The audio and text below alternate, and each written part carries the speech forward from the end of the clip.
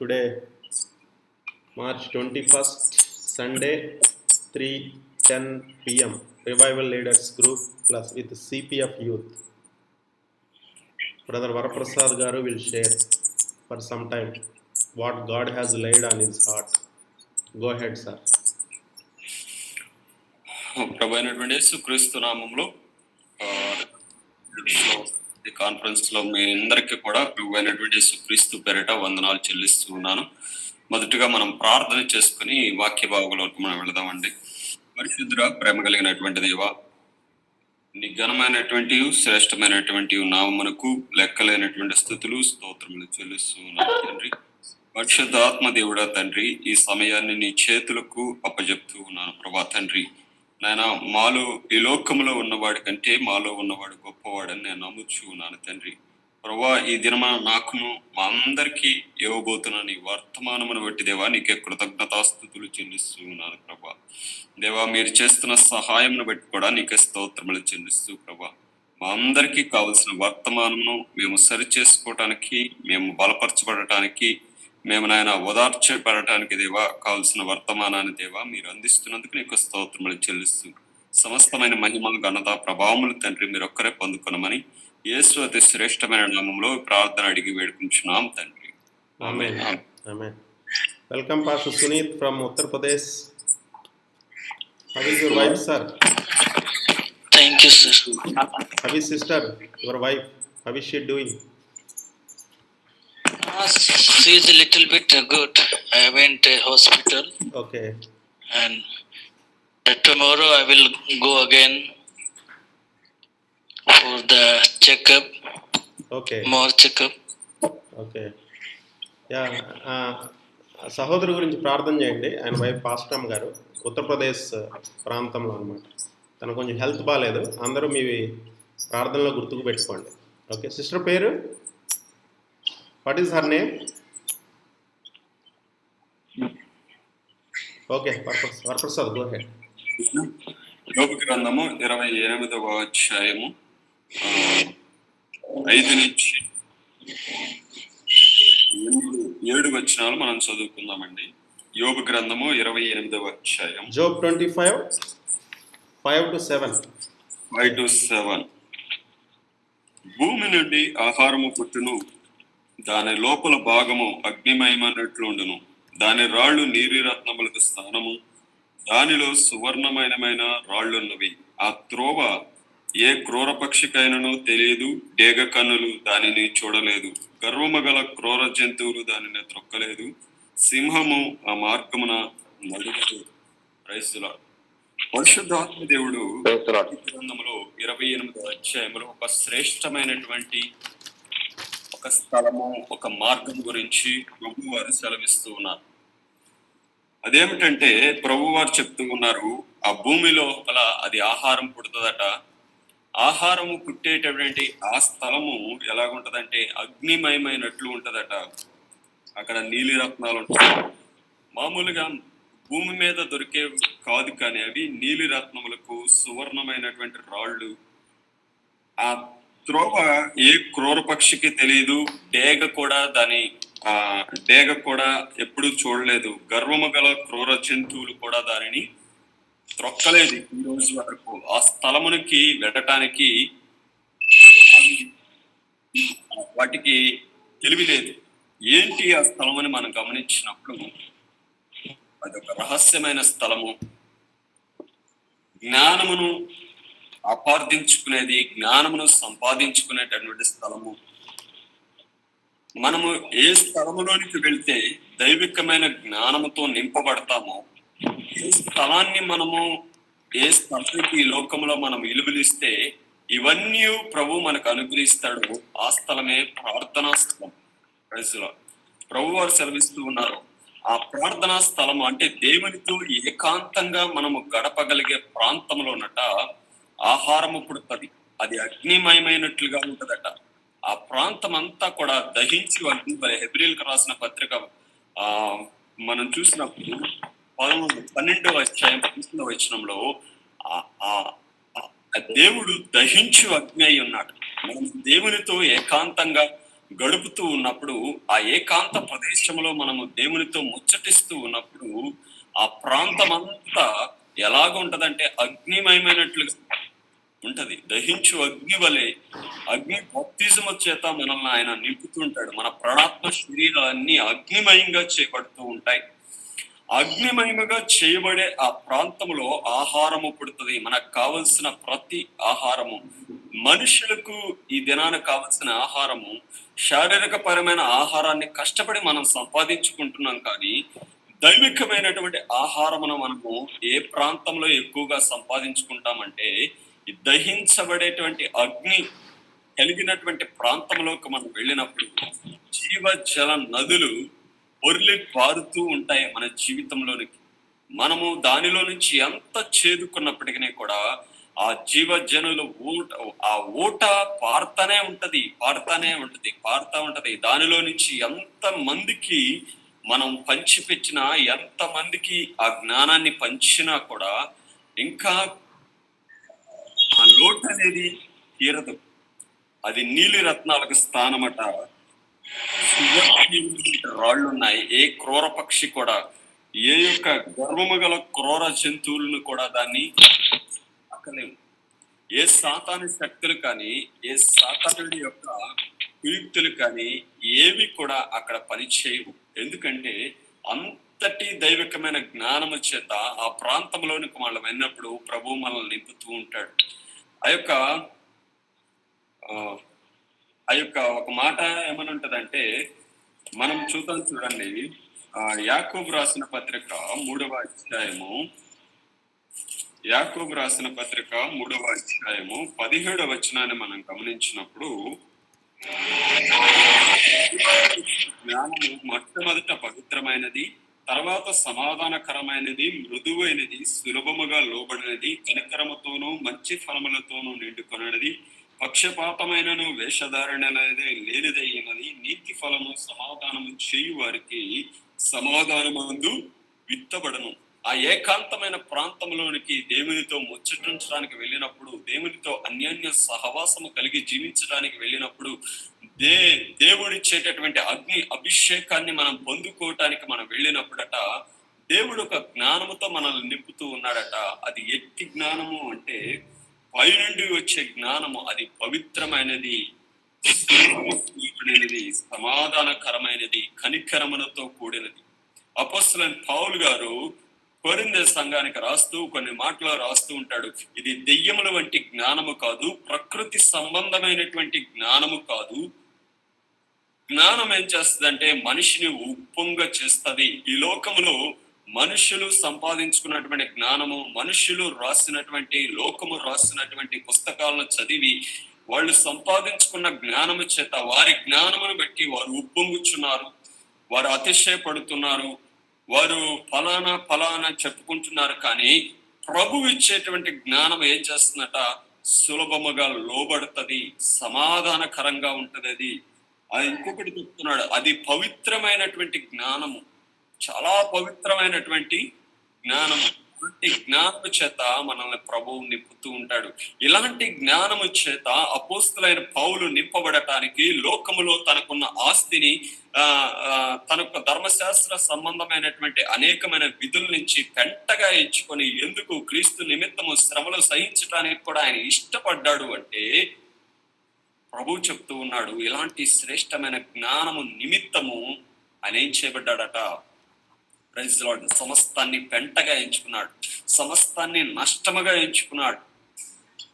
తర్వాత దినాలలో ఇచ్చి జ్ఞానము చేత, పైనుండి వచ్చే శ్రేష్టమైన జ్ఞానము చేత, క్రీస్తు శిలువను పైకి లేపే జ్ఞానము చేత, క్రీస్తును ఉన్నతమైన స్థాయిలో ఉంచటానికి, అనేకుల్ని ఆ క్రీస్తు రాజ్యములోనికి తీసుకురావటానికి ఆయన అనేక సార్లు చెరసాలలో వేయబడ్డాడు, ఆయన అనేక సార్లు కొట్టబడ్డాడు, అనేక సార్లు ఆయన 39 దెబ్బలు అనేక మార్లు తిన్నాడు. Praise Lord. ఇంకా చాలా రకాలైనటువంటి శ్రమలు, జాగరణములతో ఉన్నాడు. ఇంకా చాలా రకాలైన శ్రమలు ఆయన అనుభవించడానికి కారణం ఏంటంటే, ఆ దమస్కు మార్గంలోనికి వచ్చినప్పుడు, సౌలుగా ఉన్నప్పుడు, ఇదే అపోస్తలుడైన పౌలు సౌలుగా ఉన్నప్పుడు, ఆయన ఈ లోక సంబంధమైన జ్ఞానముతో నింపబడి ఉన్నప్పుడు ఆయన ఏం చేశాడండి? సంఘాన్ని హింసించాడు.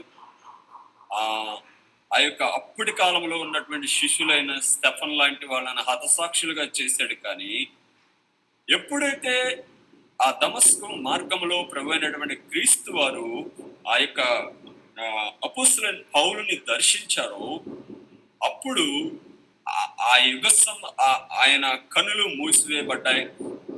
ఒక దగ్గరికి వెళ్ళి ప్రార్థన చేయటం మొదలు పెట్టాడు. ఆ యొక్క యాజకుడు వచ్చాడు, ఆయన మీద చేతులుంచి ప్రార్థన చేసినప్పుడు ఆయన కనుల్లో ఆ పొరలు తీసివేయబడ్డ యుగ సంబంధమైనటువంటి దేవత తన మనోనేత్రాలకి ఏ ముసుగైతే వేసిందో ఆ ముసుగు ఆ యొక్క ఆ పొరలు తీసివేయబడిన తర్వాత, క్రీస్తు జ్ఞానము చేత నింపబడిన తర్వాత, క్రీస్తు యొక్క ఆత్మ చేత నింపబడిన తర్వాత ఆయన ఏం చేశాడట? ఎక్కడైతే సంఘాన్ని హింసించాడో అదే ప్రాంతంలోకి వెళ్ళి దేవుని పరిచర్య మొదలు పెట్టాడు. దేవుని గురించి సువార్త చేయటం మొదలు పెట్టాడు. దేవుని కొరకు కష్టాలు, శ్రమలు, నిందలు, వేదనలు అనుభవించడానికి ఆయన ఇష్టపడ్డాడు. ఇంత దైవికమైన శక్తి అపోస్తలుడైన పౌలుకి ఎలాగ కలిగినది అంటే, ఆ వ్యక్తిగతమైన సంబంధము, దేవునికి తనకును మధ్య ఉన్నటువంటి వ్యక్తిగతమైన సంబంధము. మరియు ఆయన విస్తారంగా భాషలో మాట్లాడేవాడు. Praise Lord. ఆయన అంటాడు కొరింథీయులకు రాసిన పత్రికలో, నేను మాట్లాడతాను భాషలతో, నేను విస్తారంగా మాట్లాడతాననే ప్రభు ఆ యొక్క అపోస్తలుడైన పౌలు కొరింథీయులకు రాసిన పత్రికలో చాలా సార్లు ఆయన ఉదహరిస్తూ ఉంటాడు. కాబట్టి అపోస్తలుడైన పౌలు తన పరిచర్య చేస్తూనే తన వ్యక్తిగత జీవితమును దేవుడితో అనుసంధానం చేసుకుంటా ఉండేవాడు. నేను అనేకులకు బోధించి నేను ఎక్కడ భ్రష్టుడనైపోదునో అని తనను తాను నలగొట్టుకునేవాడట దేవుని సన్నిధిలోకి వచ్చి. తనను తాను తగ్గించుకునేవాడట దేవుని సన్నిధిలోకి వచ్చి. తన లోపాలని ప్రభు దగ్గర అడిగి కనుక్కునేవాడట దేవుని సన్నిధిలోకి వచ్చి. Praise Lord. మన కనుక మత్తయి సువార్త 17వ అధ్యాయము 19వ వచనాన్ని గమనించినప్పుడు, మత్తయి సువార్త 17వ అధ్యాయము 19వ వచనాన్ని గమనించినప్పుడు, తర్వాత శిష్యులు ఏకాంతముగా యేసునద్దకు వచ్చి, మేమెందుచేత దానిని వెళ్ళగొట్టలేకపోతామని అడిగిరి. అందుకు ఆయన, మీ అల్ప విశ్వాసం చేతనే మీకు ఆవగించంత విశ్వాసం ఉండిన యెడల ఈ కొండను చూసి ఇక్కడ నుండి అక్కడికి పొమ్మనగానే అది పోవును. మీకు అసాధ్యమైనది ఏది నుండనని నిశ్చయముగా మీతో నేను చెప్పుచున్నాను. ఒకటి జరిగింది ఏమిటంటే, చాంద్ర రోగి అయిన వాడు మిక్కిలి బాధపడుచు ఉన్నాడు. తన తండ్రి ఆ యొక్క శిష్యుల యొద్దకు తీసుకువచ్చాడు. కానీ తనలో ఉన్నటువంటి దెయ్యము వాళ్ళు ప్రార్థన చేస్తుంటే పోవట్లేదు. తర్వాత ఆ రోగిని యేసు ప్రభు యొద్దకు తీసుకువచ్చినప్పుడు యేసు ప్రభు ఆ యొక్క దెయ్యాన్ని తన అధికారముతో ఆ దెయ్యాన్ని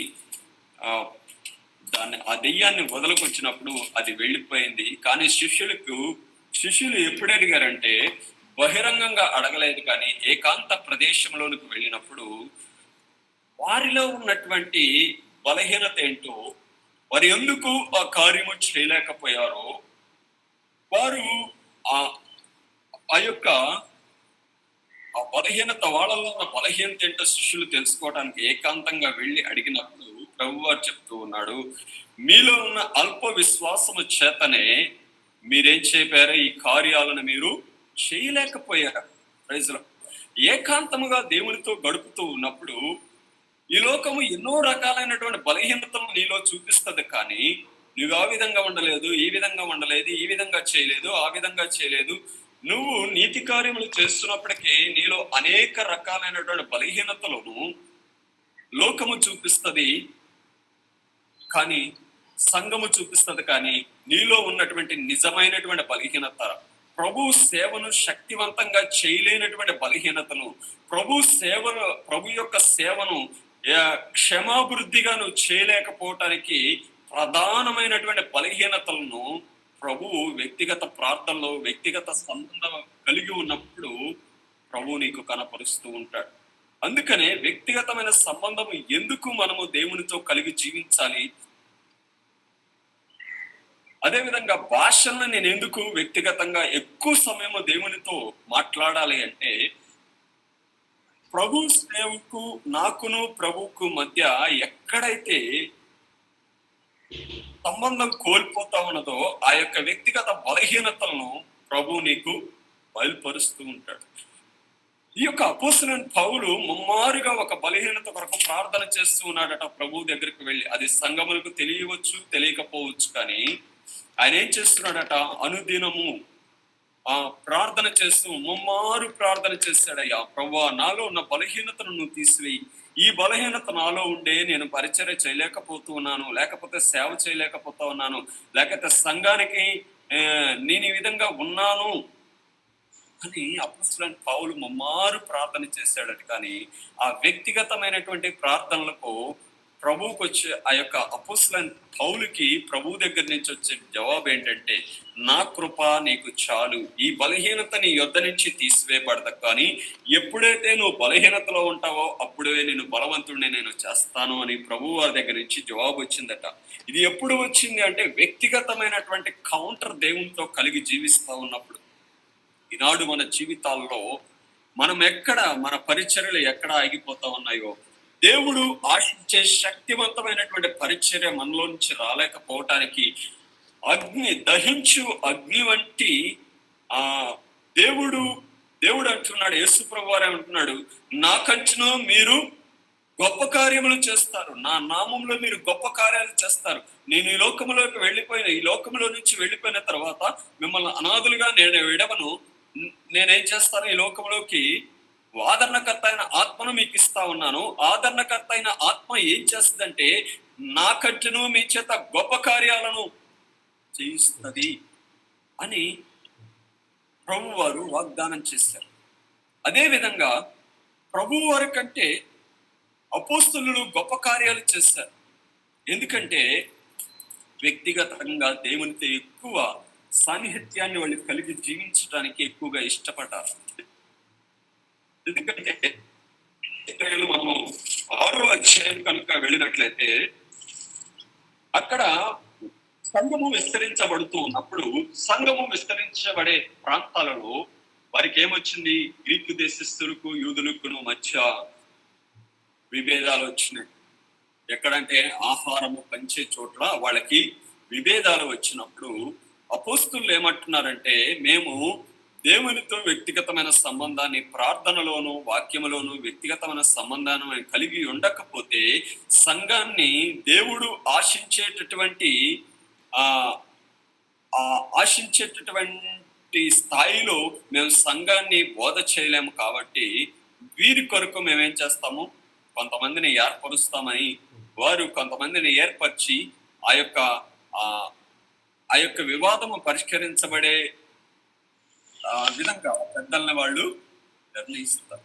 ఈనాడు మన జీవితాల్లో, మన వ్యక్తిగత జీవితాల్లో, కుటుంబ జీవితాల్లో, సంఘ జీవితాల్లో కొన్ని వ్యక్తిగతమైన సమస్యలు వచ్చినప్పుడు, లేకపోతే సంఘములో సమస్య వచ్చినప్పుడు మనం ఏం చేస్తామంటే మనమే పరిష్కరించాలి, అన్ని కూడా మనమే చేయాలని మనం అనుకుంటాం.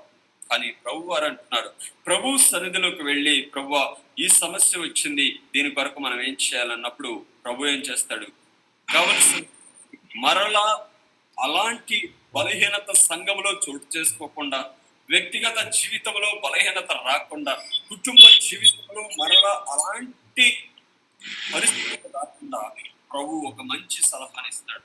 ఆ అపోస్తలుల కార్యములను మనం చూసినప్పుడు ఆ తర్వాత దినాలలో ఇలాంటి ఆహారం కొరకు కొట్లాడుకునే పరిస్థితులు మరలా సంఘంలోనికి రాలేదు. కారణం ఏంటంటే ప్రభు యొద్ద నుంచి పొందుకునే జ్ఞానము కానివ్వండి, ప్రభుతో కలిగి ఉండే అన్యోన్య సహవాసము కానివ్వండి, అది సంఘము క్షేమాభివృద్ధి నొందుతుంది. వ్యక్తిగత జీవితము క్షేమాభివృద్ధి నొందుతుంది, కుటుంబము కూడా క్షేమము నొందుతుంది. కారణం ఏంటంటే దేవునితో కలిగి ఉండే వ్యక్తిగతమైనటువంటి సంబంధం. Praise the Lord. యోబు గ్రంథంలో మనం చూస్తాం, ఆ వ్యక్తిగతమైనటువంటి ప్రాంతంలోనికి ఏ డేగ కన్నులు కూడా దాన్ని చూడలేదు, ఏ గర్వము కలిగినటువంటి ఏ క్రూర జంతువులు కూడా ఆ త్రోవను తొక్కలేవు. ఎందుకంటే అది అగ్నిమయమై ఉండే స్థలము, అగ్ని పుట్టేటటువంటి స్థలము, నిన్ను ఉజ్జీవింప చేసే స్థలము, నీవు అనేకులు ఉజ్జీవింప చేయటానికి కావలసినటువంటి అగ్ని శక్తి, కావలసినటువంటి సమృద్ధి ఆ ప్రాంతంలో నీకు దొరుకుతుంది. అలాంటి ప్రాంతాన్ని మనం ఏం చేస్తూ ఉన్నామంటే, పరిచర్య పేరుతో ఆ ప్రాంతాన్ని మనం ఏం చేస్తున్నామంటే వదిలేస్తూ ఉన్నాం. అరకొర ప్రార్థనలు చేస్తూ ఉంటాం, లేకపోతే మామూలు సాధారణమైనటువంటి ప్రార్థనలు చేస్తూ ఉంటాం. కానీ దేవుని యొక్క ఆ దేవునితో వ్యక్తిగతమైన సంబంధము, దేవుని యొక్క వ్యక్తిత్వమును తెలుసుకోవడానికి మనం ఎక్కువగా ఇష్టపడలేకపోతా ఉంటాం. కానీ యేసు ప్రభు వారు ఈ లోకంలో ఉన్నప్పుడు ఆయన ఏం చేశాడంటే, పరిశుద్ధాత్మ దేవుని యొక్క వ్యక్తిత్వాన్ని తెలుసుకుంటూ ఆయన పరిచర్య చేశాడు ఈ లోకంలో. ప్రైజ్లో మార్తా మరియా తన తమ్ముడు లాజరు చనిపోయాడు. ప్రభు వారికి తెలుసు లాజరు చనిపోతాడని తెలుసు. ఎందుకంటే ఆయన ప్రార్థన చేసినప్పుడే ఆ దేవుని యొద్ద నుంచి సమాధానాన్ని పొందుకున్నాడు, చనిపోతారు అని. అయినప్పటికీ కూడా 3 దినాలు ఆయన ఆ ప్రాంతంలో ఉండిపోయారు. ఆయన చనిపోయి సమాధిలో పెట్టబడిన తర్వాత ఆ ప్రాంతానికి ఆయన వస్తాడు.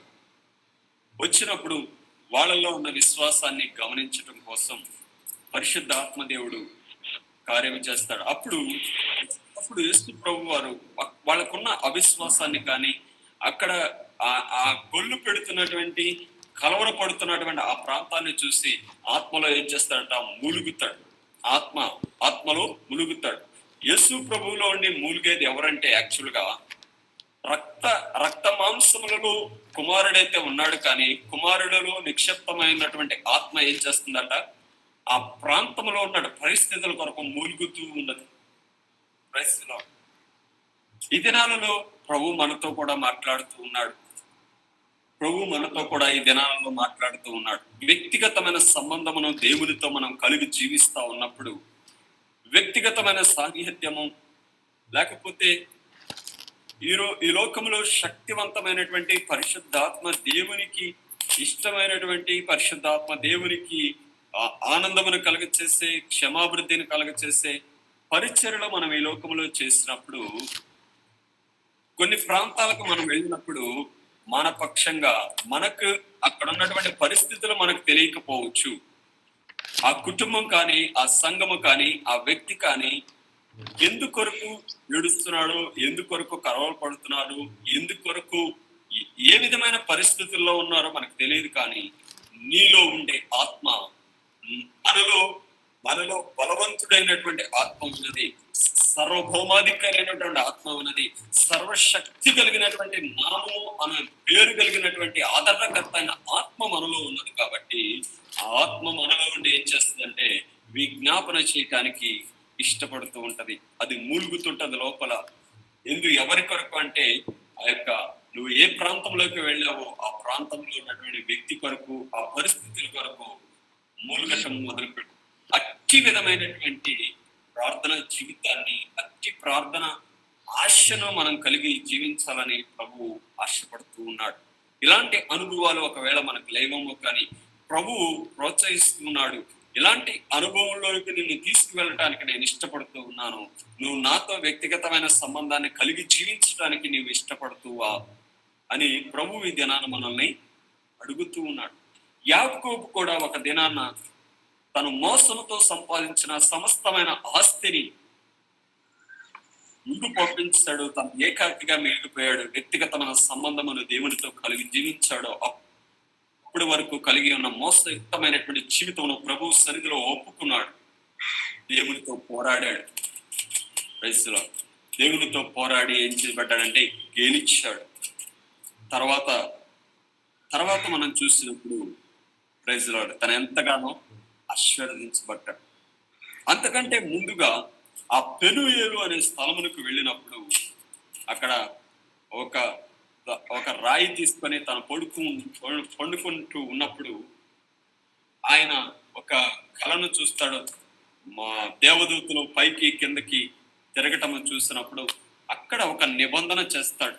ఎవరితోనంటే దేవునితో ఒక నిబంధన చేస్తాడు. వ్యక్తిగతమైన జీవితంలో దేవునికి తనకును మధ్య ఒక నిబంధన జరుగుతుంది.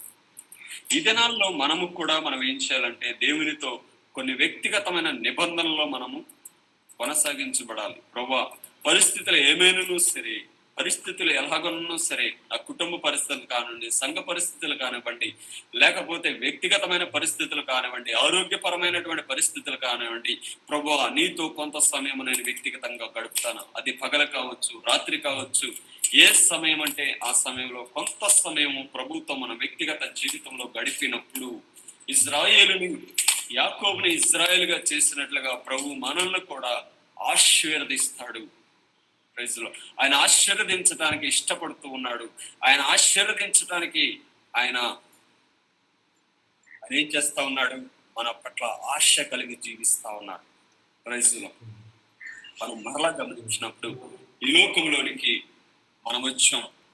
మనము వెలుగుదోత ఆత్మకును దేవుని ఆత్మకును వ్యత్యాసము తెలుసుకోవాలంటే ఈ అగ్ని మయమై ఉండేటటువంటి అగ్ని అభిషేకముతో మనల్ని నింపేటటువంటి అటువంటి దైవికమైన జ్ఞానముతో నింపేటటువంటి స్థలాన్ని మనం ఎన్నుకున్నప్పుడు, ఆ స్థలానికి మనం విలువ ఇచ్చినప్పుడు, ఆ స్థలానికి ప్రతి దినము కూడా మనము వాడుక చొప్పున వెళుతూ ఉన్నప్పుడు, యేసు ప్రభు వారు ఎలాగైతే ఏకాంతముగా వాడుక చొప్పున ఆయన అరణ్య ప్రాంతములకు వెళ్ళి ఆయన ప్రార్థన చేసేవాడట గెత్సెమనే తోటలో.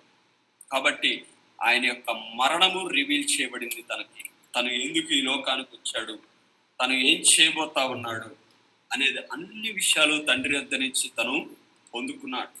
అదేవిధంగా ఈ దినాన ప్రభు మనతో మాట్లాడుతూ ఉన్నాడు. నీ యొక్క పరిచర్య ఏంటో నేను తెలియచేస్తాను. రేపటి దినమును నువ్వు ఎలాంటి పరిచర్య చేయాలో కూడా ప్రభు నీకు బయలుపరుస్తూ ఉంటాడు. ఎప్పుడు అంటే ఆయనతో నీ వ్యక్తిగతమైన సంబంధాన్ని కలిగి జీవిస్తూ ఉన్నప్పుడు, మనమందరము కూడా ప్రభువుతో ఏకాంత సమయాన్ని గడిపినప్పుడు, ఏకాంతముగా దేవునితో మనము గడుపుతూ ఉన్నప్పుడు ప్రభు చెప్తూ ఉన్నాడు. ప్రభు వారు మనతో మాట్లాడుతున్న మాట ఏమిటంటే, అగ్ని అభిషేకము ఆ స్థలంలో నీకు దొరుకుతుంది, సమృద్ధి అయినటువంటి ఆహారము ఆ స్థలంలో నీకు దొరుకుతుంది, నీలి రత్నాలు నీకు దొరుకుతాయి. నీలి రత్నాలు అంటే వజ్రాలు అంటే ప్రభు వారు చెప్తున్నటువంటి మాట, నీలి రత్నాలకు, విలువైనటువంటి వజ్రాలకు అది స్థలము. ఈ లోకములో ఈ భూమి పైన దొరకనటువంటి అనేకమైనటువంటి వజ్రాలు ఎలా చేయబడతాయంటే భూమి లోపల కప్పబడి ఉంటాయి. టాలెంట్స్ ను ప్రభువు నీలో నుంచి బయటికి లేపుతాడు. లేదా అంటే అలాంటి ఆత్మలను ప్రభువు నీకు ఇస్తాడు. అలాంటి ఆత్మలను కానివ్వండి, శిష్యులను కానివ్వండి, దానియేలు గ్రంథంలో ఉంటది, అగ్నిలో లాగినట్లు కొందరిని మీరు పైకి లాగుడి అని ప్రభు వారు సెలవిస్తూ ఉంటాడు దానియేలు గ్రంథంలో. అదే విధంగా ప్రభు ఈ జ్ఞానాన్ని చెప్తున్నాడు. ఎప్పుడైతే నీవు వ్యక్తిగత జీవితంలో దేవునికి నీకును మధ్య వ్యక్తిగత సంబంధానికి ఇంపార్టెన్స్ ఇస్తామో, ఆయనతో ఎక్కువగా గడపటానికి, ఆయన స్వరాన్ని వినటానికి, ఆయన మహిమపరచడానికి, ఆయన గణపరచడానికి, ఆ కొలత లేనటువంటి ఆత్మ చేత నింపబడటానికి, దహించి అగ్ని చేత నింపబడటానికి, పరిశుద్ధాత్మ అగ్ని బాప్తిజం చేత నింపబడటానికి, దేవుని జ్ఞానాన్ని పొందుకోవటానికి నేను ఎప్పుడైతే ఆ స్థలానికి నేను వెళుతూ ఉంటానో, ఆ స్థలములో ప్రభు నీకు రివీల్ చేస్తాడట. ఎవరిని? నీ యొక్క శిష్యుల్ని రివీల్ చేస్తాడు. ప్రభు వారు ఈ లోకంలోకి వచ్చినప్పుడు 12 మంది అపోస్తులను ఆయన ఎన్నుకున్నాడు. Praise lord. వీళ్ళెవరో తెలుసండి? నీలి రత్నములు, వజ్రాలు, భూమిలో కప్పబెట్టబడిన వారు వీళ్ళందరూ కూడా. అప్పుడు వరకు వీళ్ళందరూ ప్రామరులు, విద్య లేని వాళ్ళు, లోకము దృష్టిలో వీళ్ళు చేపలు పట్టుకునే వాళ్ళు. కానీ ప్రభు వారు ఎప్పుడైతే వాళ్ళని ఎన్నుకున్నాడో, ప్రభు వారు ఎప్పుడైతే వారికి శిష్యులుగా చేసుకున్నారో, ఆత్మలో తను ప్రార్థన చేసి వ్యక్తిగతంగా, ప్రభువా నేను ఎవరిని నాకు శిష్యులుగా నేను తయారు చేయాలి, నా తర్వాత దేవుని రాజ్యాన్ని కట్టడానికి ఎవరిని శిష్యులుగా నేను తయారు చేసేయాలి, ఎవరికి నేను నా యొక్క రాజ్య భారాన్ని అప్పగించి వెళ్ళాలని ప్రభు దగ్గర ప్రార్థన చేసి ఆ 12 మంది అపోస్తుల్ని ఎన్నుకుని భూమిలో కప్పబెట్టబడిన వాళ్ళందరూ, అంటే భూమి మీద వాళ్ళకంటూ ఒక స్థాయి లేదు, ఒక గౌరవం లేదు. అలాంటి వారిని ప్రభు ఎన్నుకున్న తర్వాత ప్రభు వారి లోకాన్ని విడిచి పరలోక రాజ్యములకు చేర్చబడిన తర్వాత వాళ్ళు ఏం చేయబడ్డారట? ఈ లోకములో దేవుడు ఏదైతే వదిలిపెట్టి వెళ్ళిపోయాడో ఆ యొక్క పనిని వాళ్ళు వాళ్ళ స్థాయిలో వాళ్ళకి ఇచ్చిన కృపను బట్టి వాళ్ళు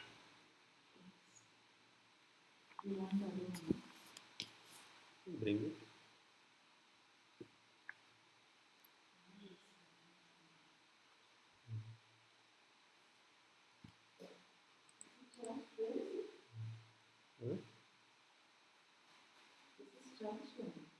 Chat.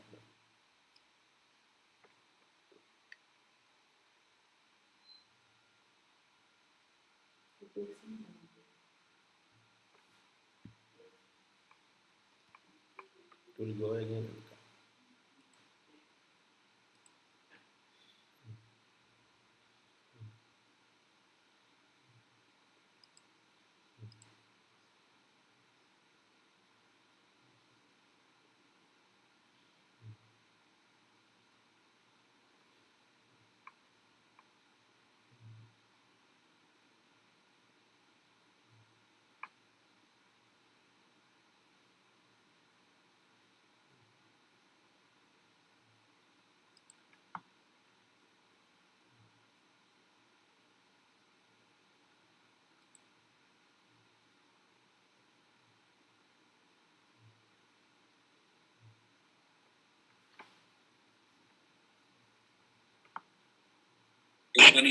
డిగ్రీ కూడా తీసివేయబడదని ప్రభు వారు సెలవిస్తా ఉన్నారు. మనం ఉత్తమమైన దానిని మనం ఎంచుకోవాలి. ఉత్తమమైన పనులు మనం చేయడానికి ఇష్టపడాలి. ఈ లోకంలో ఉత్తమమైనది. అందుకని అపోస్తలుడైన పౌలు అంటాడు, ఏవి ఉత్తమమైనవో, ఏవి ఖ్యాతి గలవో, ఏవి రమ్యమైనవో, ఏవి అనుకూలమైనవో వాటిని మీరు పరీక్షించి తెలుసుకునేడని అపోస్తలుడైన పౌలు గారు చెప్తూ ఉంటారు. మనం ఈ దినాన మనతో ప్రభు వారు మాట్లాడుతున్న మాట, ఈ దినాన చెప్తున్నటువంటి మాటలు ఏమిటంటే, ఆ యొక్క రహస్యమైన ఉద్దేశానికి, ఆ యొక్క సంబంధాన్ని కలిగి ఉండే ప్రాంతానికి నువ్వు ఎప్పుడైతే సమయం ఇస్తావో అప్పుడే నేనేం చేస్తాను, నీకు యోగ్యమైన వాడిగా నేను చేస్తాను. నీ పట్ల నాకున్నటువంటి ప్రణాళిక నేనేం చేస్తాను, నీ పట్ల నెరవేర్చడానికి నేను ఇష్టపడతాను. దేవునితో హానాకు నడిచి మరణము రుచి చూడకుండా ఆయన దేవునితో కొనుపోబడ్డాడు. ఇలాంటి అంత వ్యక్తిగతమైన సంబంధము దేవుడు నీకు నాకు కూడా ఇవ్వాలని ఆశపడుతున్నాడు. ఎందుకంటే ఏలియా మన వంటి స్వభావం కలిగిన వాడే అయినప్పటికీ కూడా దేవునితో వ్యక్తిగతమైన సంబంధాన్ని ఏలియా కలిగి జీవించాడు. రోషము కలిగిన వాడు ఏలియా, రోషము కలిగిన వాడు. అలాంటి సేవ ఈ లోకంలో ఆయన చేశాడు. వ్యక్తిగత సంబంధాన్ని దేవునితో కలిగి జీవించాడు. కాబట్టి ఏలియా వర్షింపగా 3.5 సంవత్సరాలు వర్షం ఆగింది. అదే ఏలియా ప్రార్థన చేయగా 3.5 సంవత్సరాల తర్వాత వర్షం మరలా వచ్చిందని వారు సెలవిస్తున్నారు. కాబట్టి ప్రభు ఈ దినాలు మనతో మాట్లాడుతున్న మాట ఏమిటంటే, దేవుని యొక్క ఆత్మ మనతో చెప్తున్నటువంటి మాట. ప్రభు వారు చెప్తూ ఉన్నారు, కృప కలిగిన దేవుడు మనతో మాట్లాడుతూ ఉన్నాడు. పరిశుద్ధాత్మ దేవుడు మనతో మాట్లాడుతున్నటువంటి మాట. ఈ దినాన మనతో మాట్లాడుతున్న మాట ఏంటంటే, వ్యక్తిగతమైన సంబంధమును మనము దేవునితో కలిగి జీవిద్దాం. అన్యోన్య సహవాసము గలవారమై ఆయనతో కలిసి జీవిద్దాం. ఆయన కృప కలిగిన దేవుడు, ఆయన గొప్ప దేవుడు. ఇప్పటికీ మనము అలాంటి సహవాసాన్ని దేవునితో కలిగి జీవించలేకపోతున్నామేమో, కానీ ఇప్పటికైనాను ప్రభు ఏం చేస్తా ఉన్నాడు, మనకు అవకాశాన్ని కల్పిస్తూ ఉన్నాడు. మనం గనుక విలాప వాక్యములో 3వ అధ్యాయము, విలాప వాక్యములు 3వ అధ్యాయము 22వ వచనాన్ని మనం గుర్తించేటప్పుడు, యెహోవా కృపగలవాడు, ఆయన వాత్సల్యత ఎడతెగక నిలుచుచున్నది గనక మనము నిర్మూలము కాకున్న వారము, అనుదినము నూతనముగా ఆయనకు వాత్సల్యత పుట్టుచున్నది, నీవెంతైనను నమ్మదగిన వాడము. మన పట్ల ఆయనకు అనుదినము కూడా నూతనముగా ఆయనకి ఏం పుట్టుతుందట, వాత్సల్యత పుట్టుచున్నది, ప్రేమ పుట్టుచున్నది. కాబట్టి మనం ఏం చేయబడుతున్నాం, నిర్మూలము కాకుండా ఉన్నాం. కాబట్టి ఇప్పటికీ మనము ఆ యొక్క స్థలానికి మనం ఇవ్వాల్సినటువంటి ఇంపార్టెన్స్, ఇవ్వాల్సినటువంటి విలువను మనం ఇవ్వలేకపోతూ ఉన్నామేమో. కానీ ప్రభు ఈ దినాన మనతో చెప్తూ ఉన్నాడు, నీ పట్ల నేను ఇప్పటికీ కూడా ప్రేమను కలిగి ఉన్నాను. ఆ ప్రాంతంలోకి వచ్చి నాతో నువ్వు ఏకీభవించాలని నేను ఆశపడుతూ ఉన్నాను. గతించిన దినములు పాతవి గతించిన సమస్తము క్రొత్తవాయును. గతించిన కాలమేదో గతించిపోయినది. ఇప్పటికైనాను ఈ ఈ ఇప్పటికైనాను మించిపోయినది ఏమీ లేదు. నేను నిన్ను ప్రేమిస్తూ ఉన్నాను. లోకమును ఎంతగానో ప్రేమించును కాగా తన అద్వితీయ కుమారుణ్ణి ఈ లోకంలోనికి పంపినను దేవుని వాక్యం సెలవిస్తూ ఉన్నది. కాబట్టి ఆయన మనల్ని ప్రేమిస్తున్నాము. మనము ఆయనను ప్రేమించకపోయినను ఆయన మనల్ని ప్రేమిస్తూనే ఉన్నాడు. కాబట్టి ప్రభు సెలవిస్తున్నటువంటి మాట, ఆయన ఎంతైనా నమ్మదగిన వాడు. కాబట్టి అనుదినము కూడా ఆయనకి ఏం పుడుతుందట, మన పట్ల నూతన వాత్సల్యత ఆయనకి పుట్టుచు ఉన్నది. కాబట్టి ప్రభువారు అంటున్నాడు, ఇప్పటికైనాను నీకు అవకాశం నేను ఇస్తూ ఉన్నాను, మీకు అవకాశాన్ని నేను ఇస్తూ ఉన్నాను. నాతో వ్యక్తిగతమైన సంబంధాన్ని గడపటానికి మీరేం చేయాలి? ఇప్పటికైనాను నా దగ్గరికి రండి, నేను అవకాశాన్ని ఇస్తున్నాను. నేను దీర్ఘశాంతమును వహిస్తూ ఉన్నాను. ఏ ఒక్కరూ కూడా నశించిపోవటం ఆయనకు ఇష్టము లేదు. ఆయనకి మనం నశించిపోవటము ఆయనకి ఇష్టం లేదు. కాబట్టి ప్రైజ్ ది లార్డ్, ప్రభు వారి మాట మనతో సెలవిస్తూ ఉన్నాడు. మనము అదే మత్తయి సువార్త 17వ అధ్యాయంలో గమనిద్దాం. చూడండి, మత్తయి సువార్త 17వ అధ్యాయము, మత్తయి సువార్త 17వ అధ్యాయం మనం గమనించినప్పుడు, అంతనా 17వ అధ్యాయాన్ని గమనించినప్పుడు కొన్ని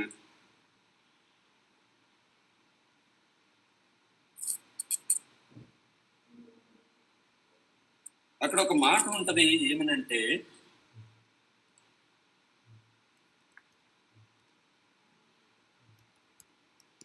నీతిమంతులలో నుండి ఆ యొక్క యుగ సంతుష్టులను నేను వేరుపరచుదునని ఒక మాట మత్తయి సువార్తలో రాయబడి ఉంటది. ఇదేంటి నేను అనుకున్నాను, ప్రభు రక్తం చేత కడగబడిన వారందరూ కూడా నీతిమంతులే కదా, వాళ్ళలో దుష్టులు ఉంటారా అని నేను అనుకుంటున్నప్పుడు, దుష్టులు ఉంటారు నీతిమంతుల్లో. అదే 7వ అధ్యాయం 21వ వచనం, మత్తయి సువార్త 13వ అధ్యాయము 49వ వచనాన్ని చూద్దాం. చూడండి, మత్తయి సువార్త 13:49లో చూడదాం. అలాగే యుగ సమాప్తి యందు జరుగును, సమాప్తి యందు జరుగును, దేవదూతలు వచ్చి నీతిమంతుల్లో నుండి దుష్టులను వేరుపరిచి వీరిని పడవేయుదురు, అక్కడ ఏకులు పండ్ల కొరకటయు అని ప్రభు సెలవిస్తా ఉన్నారు. వీరు ఈ యొక్క ఎవరిని దుష్టుల్ని దేంట్లో నుంచి వేరుపరుస్తారంటే నీతిమంతులలో నుండి దుష్టుల్ని వేరుపరుస్తూ ఉంటారు. ఈ దుష్టులు ఎవరు అంటే మత్తయి సువార్త 7వ అధ్యాయము 21వ వచనాన్ని మనం గమనించినప్పుడు,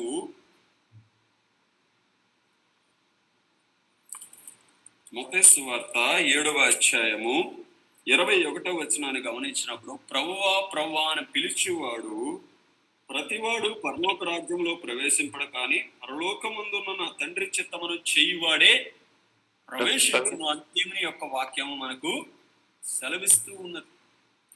చాలా మంది ఈ లోకములో యేసు రక్తము చేత కడగబడుతూ ఉన్నారు, దేవుని వాక్యము చేత పెంచబడుతూ ఉన్నారు, దేవుని వాక్యము చేత ఉదక స్నానము చేయబడుతూ ఉన్నారు, పరిశుద్ధపరచబడుతూ ఉన్నారు, పవిత్రపరచబడుతూ ఉన్నారు. కానీ వారు ఎలాగున్నారట? దేవుని దృష్టికి దుష్టుల వలె, దేవుని దృష్టికి వారు దుష్టుల్లా కనబడుతున్నారట. అంటే సాతాను సంబంధులుగా వాళ్ళు కనబడుతూ ఉన్నారట. ఎందుకంటే వాళ్ళు దేవుని యొక్క వాక్యమును నెరవేర్చట్లేదు. వాళ్ళు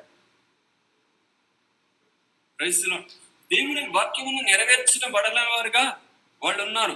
శాస్త్రులతోనూ పరిశీలతోనూ యేసు ప్రభు వారు అంటారు, ఏమని అంటారంటే, మీరు పళ్ళెమును శుద్ధి చేసేటప్పుడు మీరు బయట శుద్ధి చేస్తూ ఉన్నారు కానీ లోపల శుద్ధి చేయట్లేదు. లోపల ఏమన్నది? లోపల ఆ ఆ యొక్క ఆ యొక్క జిడ్డు అదంతా ఉన్నది లోపల. ఈనాడు బయటికి క్రైస్తవులుగా బ్రతుకుతూ ఉన్నాం. ఈనాడు బయటికి నీతివంతులుగా మనం కనపడుతూ ఉన్నాం. ఈనాడు బయటికి భక్తి పరులుగా కనపడుతూ ఉన్నాం. ఈ దినాన బయటికి మనం ఎలా కనపడుతున్నాం అంటే యేసు రక్తము చేత కడగబడిన వారిగా మనం కనపడుతూ ఉన్నాం. కానీ కడగబడినటువంటి స్థలం ఒకటి ఉన్నది. ఈ ఈ లోకానికి కనబడినది, నీ కుటుంబానికి కనబడింది, సంఘానికి కనబడింది, సేవకులకు కనబడింది ఒక ప్రాంతం ఉన్నది. ఆ ప్రాంతాన్ని దేవుని వాక్యము చేత ఉదక స్నానము చేయించు, దేవుని రక్తము చేత కడుగు. మాత్రమే ప్రభు అంటున్నాడు, నిన్ను నీతిమంతుని సభలోనికి ఆయన తీసుకువెళ్తా ఉంటాడు. అందుకని ఆ ప్రాంతాన్ని కడగటానికి దేవుడు అంటున్నాడు, వ్యక్తిగతమైన సంబంధాన్ని కలిగి జీవించు అంటున్నాడు. ప్రైజ్లో ఎందుకు అనేక మంది నీతిమంతులైన వాళ్ళు ఈనాడు దుష్టులుగా ఎందుకు ప్రభు యొక్క సన్నిధిలో ఎంచబడుతూ ఉన్నారు అంటే, ప్రైజ్లో ప్రభు చెప్తున్నాడు, సంఘము దృష్టిలో వాళ్ళు ప్రార్థనాపరులుగా ఉన్నారు, నీతిమంతులుగా ఉన్నారు, ఉపవాస యోధులుగా ఉన్నారు, దాన ధర్మాలు చేసేవారుగా ఉన్నారు. కానీ ప్రభు దృష్టికి నీతిమంతులుగా లేరు. తలాంతుల యొక్క ఉపమానాన్ని మనం చూస్తూ ఉంటాం. ఒకడికి 5 తలాంతులు ఇచ్చాడు, ఒకటి 2 తలాంతులు ఇచ్చాడు, ఒకడికి 1 తలాంతు ఇచ్చాడు. 5 తలాంతులు ఇచ్చినవాడు 10 తలాంతులుగా చేశాడు. 2 తలాంతులు ఇచ్చినవాడు 4 తలాంతులుగా చేశాడు. 1 తలాంతు ఇచ్చినవాడు దాన్ని దాచిపెట్టాడు.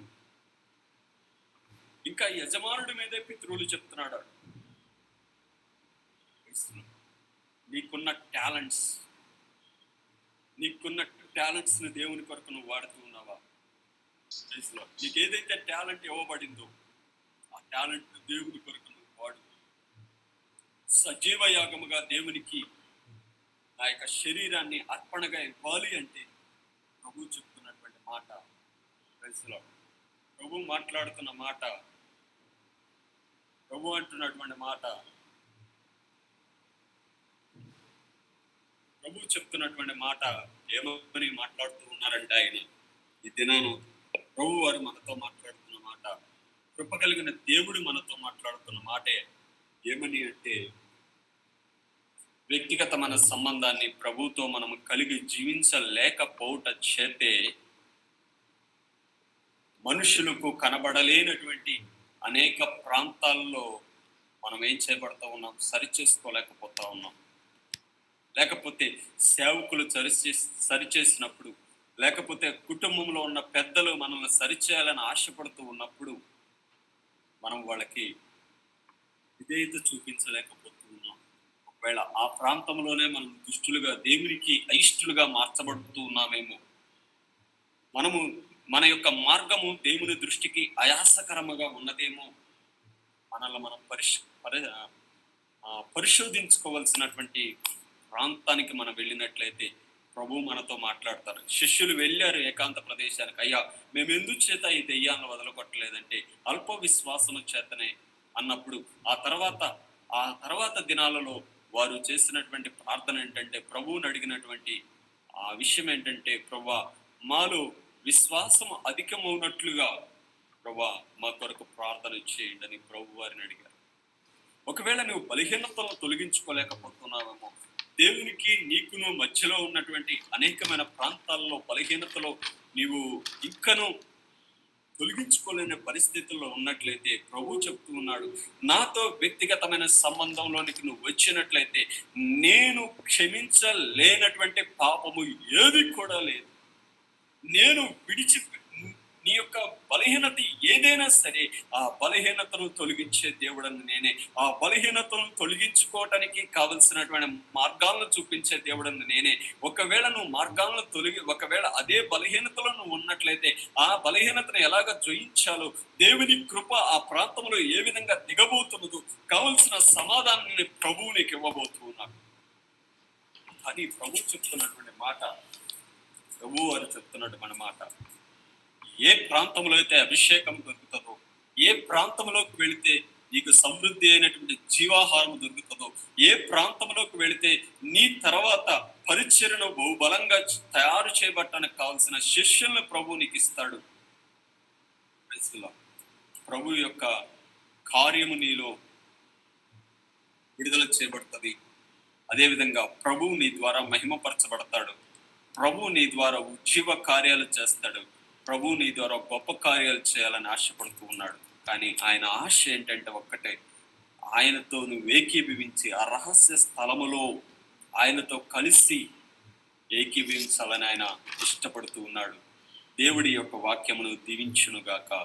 ఆమేన్. మనమందరము చివరగా ప్రార్థన చేసుకుందామండి. పరిశుద్ధుడా, ప్రేమ కలిగినటువంటి దేవా, నీ ఘనమైన శ్రేష్టమైన నామానికి స్తోత్రములు చెల్లిస్తూ ఉన్నాను. ఈ చెప్పబడినటువంటి వాక్యము తండ్రి మా అందరిలో కూడా ఫలింపచేయమని ప్రార్థన చేస్తూ ఉన్నాను. నాలో కూడా నాయన మా అందరిలో నాలో ఎన్నో వ్యక్తిగతమైన బలహీనతలు ఉన్నాయి దేవా. నాయన ప్రభా తండ్రి, నీతిమంతుల్లో నుండి దుష్టుల్ని వేరుపరుస్తున్నాను నీ వాక్యము తండ్రి. ప్రభా నాయన మేము నీతిమంతులు సభలో ఉండటానికి ప్రభా దేవా నువ్వు సహాయం చేయండి.